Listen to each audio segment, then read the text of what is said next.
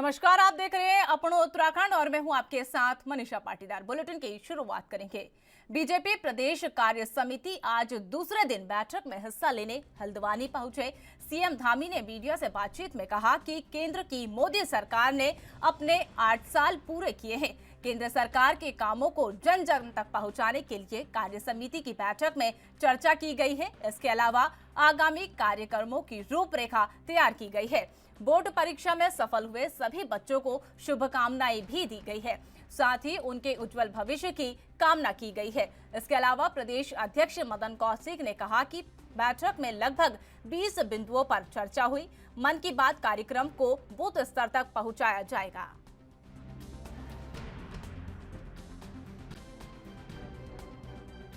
हमारे देश के यशस्वी प्रधानमंत्री मोदी जी के 8 साल पूरे हुए हैं और 8 साल में जो बेमिसाल कार्य हुए हैं, जो देश की जनता को समर्पित किया है, भारत का मान सम्मान पूरी दुनिया के अंदर बढ़ाया है, आत्मनिर्भर भारत बनाया, भारत शक्तिशाली भारत बना है, उस संबंध में चर्चा हुई है। बाकी हमारे आगामी कार्यक्रम हैं और पिछले जो हमारे जो सरकार के द्वारा, राज्य सरकार के द्वारा और केंद्र सरकार की जो उपलब्धियाँ हैं, उन सभी पर चर्चा हुई। विस्तार से कल कार्य समिति में कुछ राजनीतिक प्रस्ताव पास होंगे। बाकी जो भी काम और जो हमारे नए बच्चे जिन्होंने इस बार सिविल सर्विसेज में अपनी सफलता प्राप्त की है, उन सभी को हम लोगों ने शुभकामनाएं दी हैं। 10वीं 12वीं के जो छात्र हैं जिनके रिजल्ट आ रहे हैं, उनको भी शुभकामनाएं दी हैं इस बार। और साथ में जो हिमांशु पांडे जो हल्द्वानी का ही छात्र है, उसने सीडीएस परीक्षा में प्रथम स्थान प्राप्त किया है। हम सब लोगों ने अपनी तरफ से बहुत बधाई दी। इसी प्रकार से जो हमारे प्रस्ताव आने हैं, जिनको राजनीतिक प्रस्ताव की चर्चा की है, परंपरा भी यही रही है कि पदाधिकारी चर्चा होके उसको हम फाइनल करते हैं।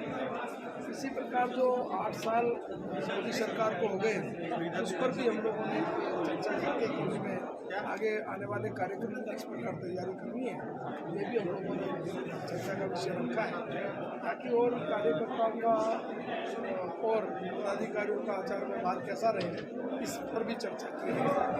और इसके साथ साथ हमने जो एक बड़ा कार्यक्रम है कि जनसंपर्क का, सब 76 घंटे जनसंपर्क करना, इस पर भी चर्चा है। जो हमारी जनसभा है तो इस प्रकार से 20 ऐसे विस्तृत रूप से चर्चा करके फाइनल किया है कल कार्य समिति। कल गंगा दशहरा के शुभ अवसर पर गंगोत्री धाम में देवी देवताओं की डोलियों के साथ श्रद्धालु पहुंच रहे हैं। गंगा दशहरे के पावन अवसर पर गंगोत्री धाम में पूर्व संध्या में भजन कीर्तन का आयोजन किया जाएगा और गंगा दशहरे के अवसर पर गंगा मैया की धारा पर पूजा हवन और गंगा समेत गंगा मैया की पूजा स्थानीय देवी देवताओं और यात्रियों की उपस्थिति में होगी। गंगोत्री धाम में 10 से 12 देवी देवताओं की डोलियां आ चुकी है। कहा जाता है कि मां गंगा धरती पर इस दिन उतरी थी, जिस दिन मां पृथ्वी लोक पर आई थी। उस दिन से गंगा दशहरा मनाया जाता है।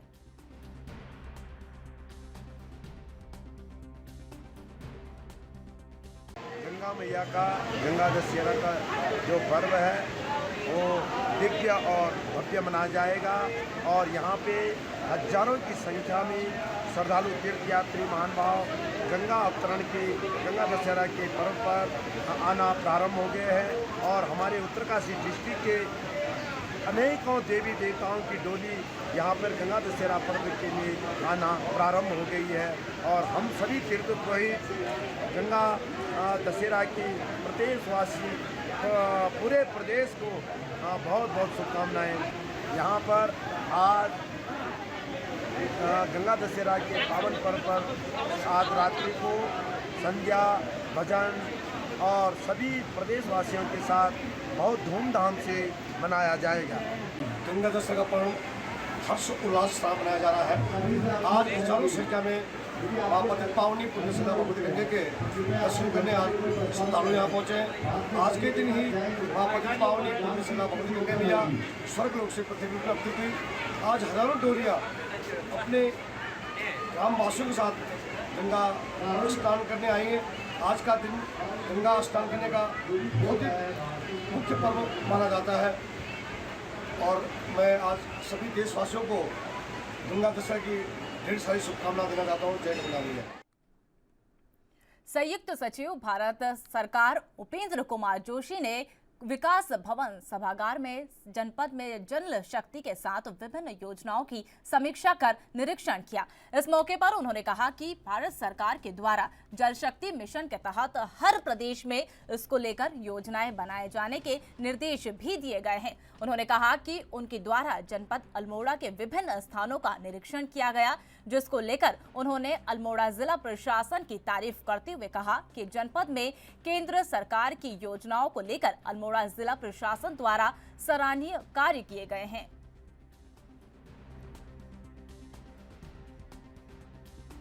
मुझे बड़ी खुशी है आप लोगों को बताते हुए कि मैंने जो पिछले 2 दिन में ऑब्जर्व किया, इसमें अल्मोड़ा जनपद में काफ़ी अच्छा कार्य अभी तक किया गया है। इन्होंने करीब 110 साइट पहले आइडेंटिफाई की थी, उसको इन्होंने इंटरनली रिव्यू करने के बाद 79 लोकेशंस को फाइनली आइडेंटिफाई किया है, जहाँ पर कि अमृत सरोवर का निर्माण कार्य 1 साल के अंदर और उसके पहले ही पूरा कर लिया जाएगा।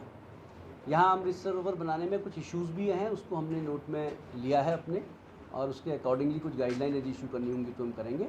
बट अच्छी बात है कि ये कार्य हर जगह इनकी जितनी भी साइट्स हैं वहाँ पर शुरू हो गया। 6 साइट तो मैंने ही विज़िट की हैं और हर जगह मैंने काम को आगे बढ़ते हुए देखा है। हमने इन्हें निर्देश दिए हैं कि भाई इसकी क्वालिटी एंड पर भी विशेष रूप से ध्यान रखा जाना चाहिए। तो ये तो हो गया अमृत सरोवर, जो कि इस वर्ष का फोकस आइटम है। बट बाकी आइटम चूँकि Almora district as such water stress district में आता है, ये नोन है सबको, यहाँ पानी की परेशानी है, पर्वतीय क्षेत्र है, तो यहाँ पर पहले से भी बहुत कार्य किए जा रहे हैं। और मुझे बड़ी खुशी भी ये जान के देख के यहाँ पे कि यहाँ पर एडमिनिस्ट्रेशन ने कई अच्छे प्रोजेक्ट्स आइडेंटिफाई किए हैं। केवल उसको एक तरीके से फाइनल शेप में लाना है, प्रोजेक्ट की फंडिंग की व्यवस्था करनी है, जो कि कार्य आसानी से हो जाएगा। देहरादून विजिलेंस की टीम ने डोईवाला तहसील में एक कानूनगो को 10,000 की रिश्वत लेते हुए रंगे हाथों गिरफ्तार कर लिया है। कानूनगो हरिद्वार निवासी मोतीलाल से उनके 2 भूखंडों को कृषि भूमि से अकृषि भूमि घोषित करने की एवज में रिश्वत मांग रहा था। प्राप्त जानकारी के मुताबिक ज्वालापुर हरिद्वार निवासी मोतीलाल ने टोल फ्री नंबर पर शिकायत दर्ज कराई कि उनके 2 भूखंड हैं जिसे वह कृषि भूमि से अकृषि भूमि घोषित कराना चाहते हैं। इसके लिए उन्होंने 31 अक्टूबर 2021 को आवेदन दिया था। दोनों रकबों पर अलग अलग पत्रावली पर रिपोर्ट लगाने के लिए कानूनगो के प्रति 5,000 मांग करी थी। शिकायत के आधार पर विजिलेंस की टीम ने मामले की जांच की। जांच में सही पाए जाने के बाद विजिलेंस की टीम ने रैंप टीम गठित कर कानूनगो को गिरफ्तार करने का प्लान बनाया। कानूनगो मोतीलाल ने रिश्वत लेते रंगे हाथों गिरफ्तार किया गया।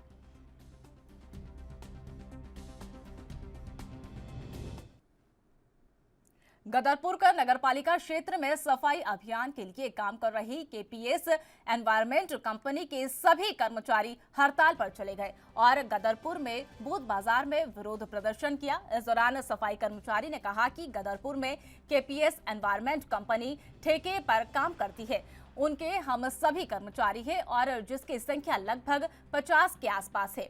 वही कंपनी में हम सब श्रमिकों का शोषण कर रही है। मजबूर होकर हम हड़ताल कर रहे हैं। कर्मचारी का कहना है कि हम लोग कैंपेसियन के तहत काम करते हैं और ठेकेदार के चलते हम लोगों का शोषण हो रहा है।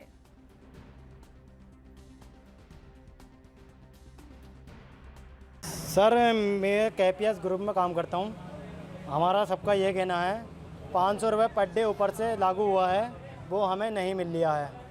दूसरी बात 8,200 हमें मिल रहे हैं, जिसमें से हमारी अगर संडे की छुट्टी भी हम करते हैं तो हमारी कट जाती है।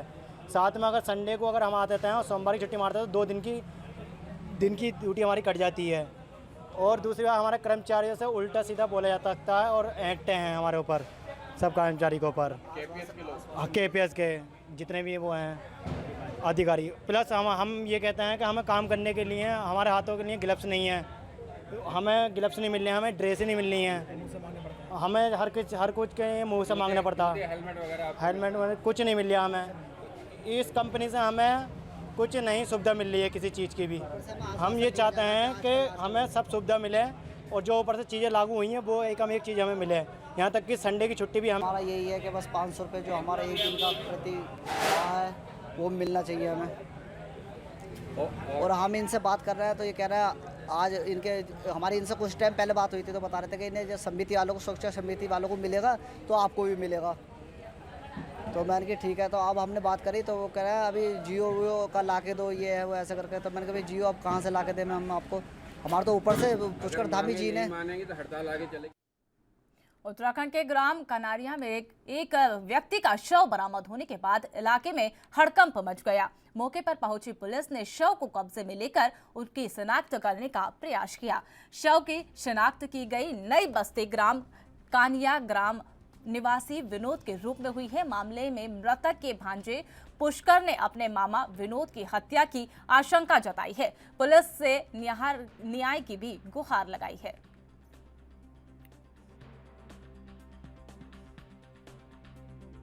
सर, कल कानिया में व्यक्ति का शव बरामद हुआ है और परिजनों द्वारा जो है हत्या की आशंका जताई जा रही है। कल एक 112 सूचना हमें मिली कि कानिया में एक जो है व्यक्ति संदिग्ध हालत में पड़ा है, जिसकी मौत हो गई है।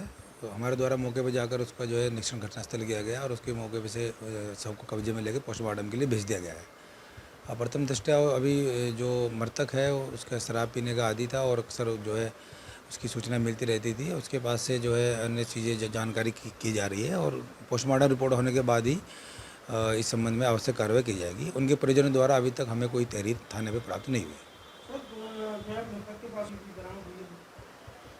हाँ, मौके से एक सल्पास की शीशी जिसमें कुछ गोलियां इंटैक्ट मिली है, तो उसका सेवन की संभावना तो अभी नहीं लग रही है। तो अन्य पहलू पर भी हमारे द्वारा जांच की जा रही है। जैसी इसमें कुछ सूचना मिलेगी या पोस्टमार्टम रिपोर्ट आएगी, जैसी परिस्थिति होगी इसमें विधिक कार्रवाई की जाएगी। विगत 2 दिन पहले से मेरे मामा जी विनोद चंद्र जी ग्राम नई बस्ती से लापता थे और 2 दिन ढूंढने के बाद दोपहर में उनकी बॉडी गधेरे के पास में मिली है, जो कि संदिग्ध अवस्था में मिली है, जिसमें फेस पे चोट के निशान हैं और पाँव पर भी निशान हैं, जिससे ये प्रतीत होता है कि कोई अप्रिय घटना उनके साथ घटी है। और गांव में बढ़ते नशे के कारोबार को लेकर भी मेरा ये कहना है कि आए दिन ऐसी वारदात होती रहेंगी और आगे बढ़ती रहेंगी। जब पूर्व में भी शासन प्रशासन की तरफ से कहा गया है कि कच्ची को रोकने के लिए जितने भी लोग कच्ची बेच रहे हैं उन पर गुंडा एक्ट लगाया जाए, लेकिन अभी तक उन पर किसी प्रकार की कार्रवाई नहीं हो रही है। आए दिन ऐसी वारदात होती ही रहेंगी। गांव में मतलब कच्ची शराब बिक रही है? जी सर, बिकी है। मौके पे 2 पन्नियाँ भी मिली हैं वहाँ पर। जी, पोस्टमार्टम हो चुका है। तहरीर अभी आज इस समय अभी रिपोर्ट आई नहीं है पोस्टमार्टम की रिपोर्ट आ जाएगी। वक्त हो चला एक छोटे से ब्रेक का। ब्रेक के बाद फौरन हाजिर होते हैं।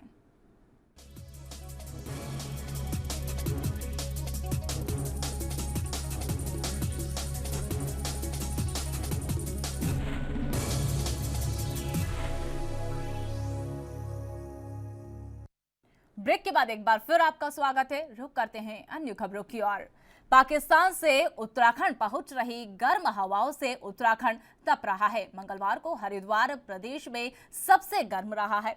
आपको बता दें, जहां 42.5 डिग्री तापमान रिकॉर्ड किया गया, वहीं राजधानी देहरादून में पारा 40.2 डिग्री तक पहुंच गया है। वहीं गर्मी से पहाड़ों की रानी मसूरी भी तपने लगी है। मौसम विभाग की रिपोर्ट के मुताबिक अगले 24 घंटे में मैदान से लेकर पहाड़ तक जबरदस्त गर्मी रहेगी। इसके लिए येलो अलर्ट भी जारी कर दिया गया है। साथ ही कुछ दिनों तक राजधानी दून के साथ मैदान से लेकर पहाड़ तक गर्म हवाएं चलने की भी संभावना जताई गई है। मौसम विभाग केंद्र के निदेशक विक्रम सिंह का कहना है कि 15 जून तक गर्मी से बहुत अधिक राहत नहीं मिलने वाली है। इसके बाद भी मौसम के सक्रिय होने की राहत की संभावना है। 10 जून होने के बाद पश्चिम विक्षोभ की थोड़ी सक्रियता के चलते पर्वतीय इलाकों को हल्की बूंदाबांदी होने की संभावना है, पर इससे बहुत अधिक राहत नहीं मिलेगी।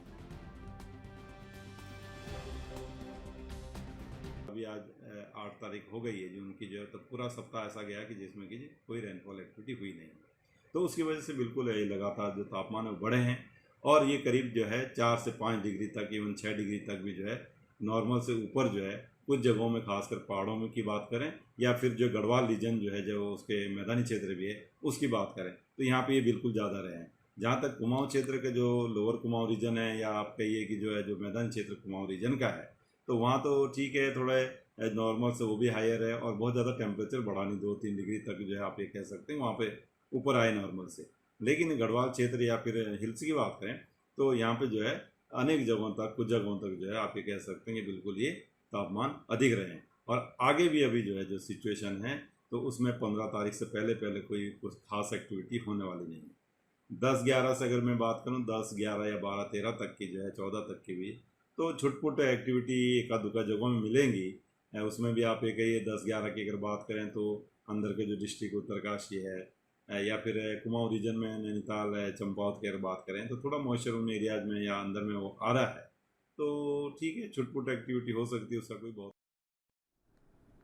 अल्मोड़ा जनपद में पुलिस की नकेल कसने के बाद भी नशे के कारोबार थमने का नाम नहीं ले रहे हैं। जनपद में पुलिस ने नशे के खिलाफ अभियान छेड़ा है और भारी मात्रा में स्मैक, गांजा, चरस बरामद कर तस्करों को गिरफ्तार कर कार्रवाई की है, लेकिन नशे के तस्करी रुकने का नाम नहीं ले रहे हैं।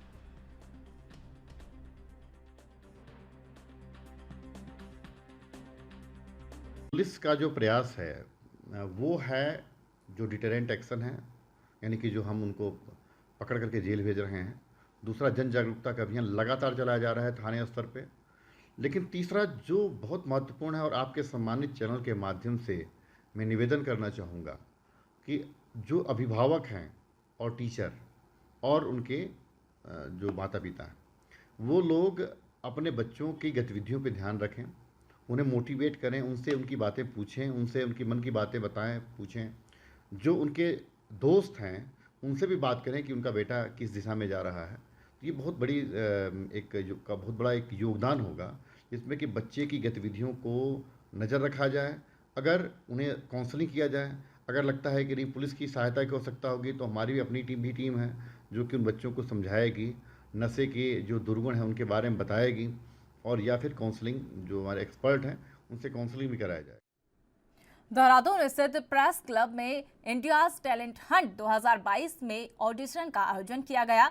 इस कार्यक्रम में डांसिंग, सिंगिंग और मॉडलिंग में युवाओं और युवतियों ने अपनी प्रतिभा का प्रदर्शन किया। इस कार्यक्रम में मुख्य अतिथि के रूप में पूर्व मुख्यमंत्री तीरथ सिंह रावत ने शिरकत की। उत्तराखंड के अलग अलग स्थानों से आए बच्चों ने अपने डांस, सिंगिंग, मॉडलिंग से सबका मन मोह लिया।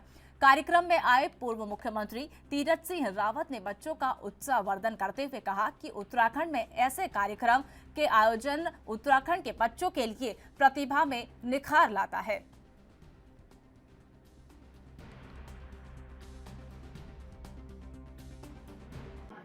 इंडिया टैलेंट हंट 2022 का जो इन्होंने एक आयोजन कार्यक्रम प्रेस क्लब के अंदर किया है, उत्तराखंड के बच्चों के लिए ये उत्साही का कार्यक्रम और आगे बढ़ाने का कार्यक्रम। कल्चरल एक्टिविटीज़ में ये लोग जिस तरह पार्टिसिपेट करते हैं, लेकिन कई बार उनको मंच नहीं मिलता, कंपटीशन नहीं मिलता है, तो इस संस्था के द्वारा इन्होंने एक पहल की है और वो पहल निश्चित है कि सफल होगी और जो हमारे आने वाला फ्यूचर, जो भविष्य और वो बच्चा इस माध्यम से आगे बढ़ेगा और ऊंचाइयों को छुएगा। इस अवसर पर मेरी सबको शुभकामनाएं और बधाई। संभागीय परिवहन विभाग की तरफ से लोगों को बेहतर सुरक्षा मुहैया कराने में जुट गई है। ड्राइविंग लाइसेंस और गाड़ियों के संबंधित दस्तावेजों के लिए अधिकारियों के दफ्तर के चक्कर नहीं काटने पड़ेंगे। साथ ही अतिरिक्त शुल्क दिए जाने का भी रिवाज खत्म हो जाएगा। प्रशासन की तरफ से ARTO रुड़की में जन सुविधा केंद्र खोल दिया जाएगा, जहां सुविधा केंद्र का उद्घाटन करने ज्वाइंट मजिस्ट्रेट अंशुल कुमार सिंह ने बताया कि संभागीय परिवहन कार्यालय में लोगों को अधिक भीड़ रहती थी। वाहनों के रजिस्ट्रेशन से लेकर ड्राइविंग लाइसेंस बनवाने के लिए ऑनलाइन कार्य करवाना पड़ता था। कई लोगों को शिकायत भी थी, इसके लिए अतिरिक्त शुल्क वसूला जाता था। इसके लिए परिवहन विभाग के कार्यों को सरल किया जा रहा है। आरटीओ ऑफिस के द्वारा एक सीएससी सेंटर खोला गया है।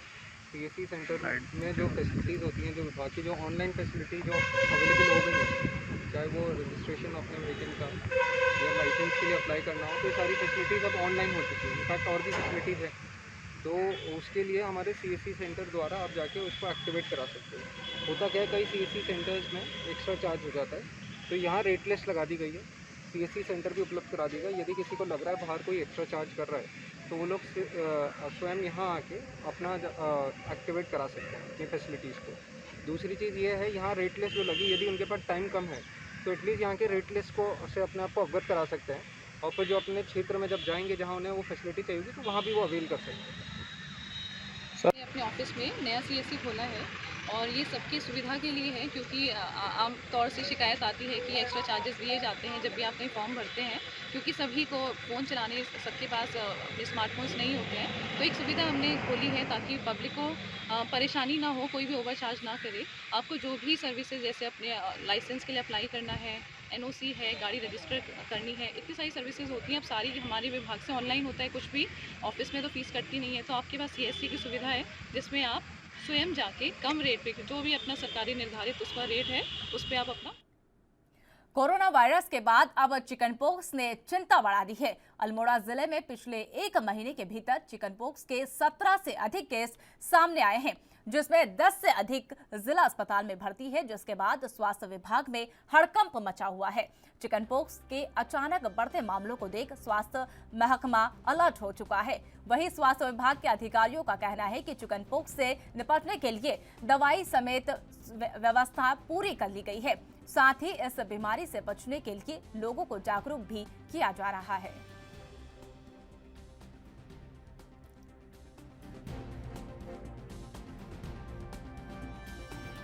जिला चिकित्सालय में जितने भी मरीज चिकन पॉक्स के आ रहे हैं, उनके लिए हमारे यहाँ पर्याप्त मात्रा में दवाइयाँ हैं। Antibiotic, antiviral, paracetamol, anti allergic, हम सब दवाइयाँ जो हैं हमारे यहाँ पर्याप्त मात्रा में उपलब्ध हैं। और पेशेंट को सलाह दी जा रही है कि साफ़ सफाई का ध्यान रखें, खाने पीने में परहेज करें, खाना हल्का उबला हुआ खाएं, भारी चीज़ें, गरिष्ठ चीज़ें, पनीर। और अभी लास्ट वीक भी 2-3 आए। मुनी की रेती थाना पुलिस और एसओजी की टीम ने चेकिंग के दौरान गढ़वाल पुलिस चौकी के पास एक कार से शराब पकड़ी है। पुलिस ने कार से 14 पेटी शराब बरामद की है। शराब तस्करी के आरोप में कार चालक को भी गिरफ्तार किया है। मुनी की रेती थाना प्रभारी निरीक्षक रितेश साह ने बताया कि ड्राइवर की पहचान प्रदीप रावत निवासी ग्राम सिरोगी के रूप में हुई है। आरोपी को मुकदमा दर्ज करने के बाद न्यायालय में पेश करने के लिए भेज दिया है। तस्करी में प्रयुक्त कार भी पुलिस के कब्जे में लेकर सीज कर दी गई है।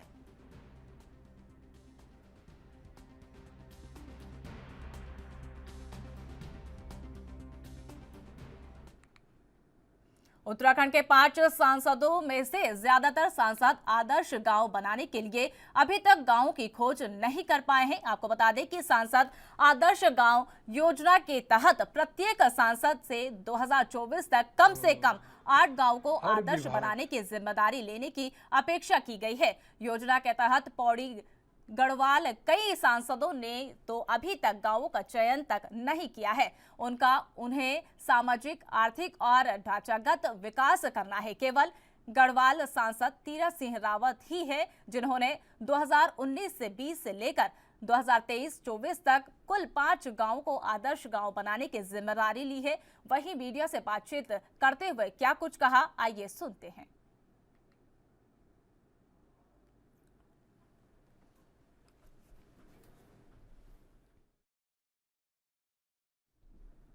इस बुलेटिन में फिलहाल इतना ही। देश और दुनिया की तमाम अपडेट्स के लिए बने रहिए हमारे साथ। नमस्कार।